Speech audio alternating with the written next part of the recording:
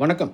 தமிழகத்தில் ஊழல் ஒழிப்பு மற்றும் கண்காணிப்பு துறையுடைய தலைமை காவலனாக முன்னாள் சென்னை மாநகர காவல் ஆணையாளராக இருந்த அருண் ஐபிஎஸ் அவர்களை விஜய் மாடல் அரசாங்கம்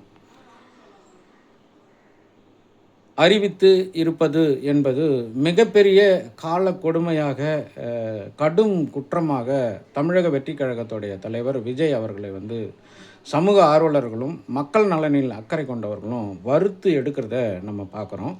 உள்ளபடியே முன்னாள் காவல் ஆணையாளர் பல்வேறு குற்றச்செயல்களை நேரடியாகவும் மறைமுறையாகவும் ஈடுபட்டார். அதனால தான் தேர்தல் ஆணையம் அவரை காத்திருப்போர் பட்டியலுக்கு அனுப்பி வைத்தது அப்படின்ற ஒரு செயலும் இருக்கும்போது, எதற்காக எப்படி அனைத்து துறைகளையும் கண்காணிக்கக்கூடிய, கட்டுப்பாட்டில் வைத்திருக்கக்கூடிய அதிக அதிகாரம் படைத்த அந்த துறையின் தலைவராக அருண் ஐபிஎஸ் விஜய் மாடல் அரசாங்கம் அறிவித்தது அப்படின்றது பெரிய அளவில் பல்வேறு கேள்விகளை உள்ளடக்கி இருக்குது.